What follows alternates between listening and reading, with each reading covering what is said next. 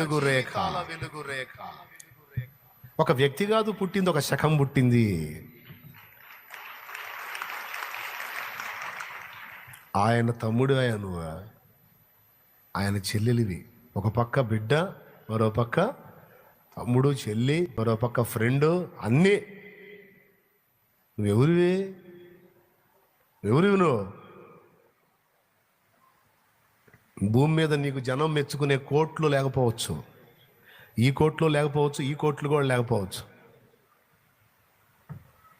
పేరు ప్రఖ్యాతులు లేకపోవచ్చు, జనఘనతలు లేకపోవచ్చు గాక. కానీ నువ్వు యేసుక్రీస్తు సంబంధివై, దేవుని కుమారుడివై, కుమార్తెవై ఈ లోకాన్ని ఉద్ధరించడానికే పుట్టావు. నువ్వు ఒకటి ఎగతాళి చేసినా అది నిజం. చెల్లి పెద్ద ఉద్ధరించడానికి బయలుదేరింది. అవును, ఉద్ధరించడానికే పుట్టించాడు నిన్ను దేవుడు.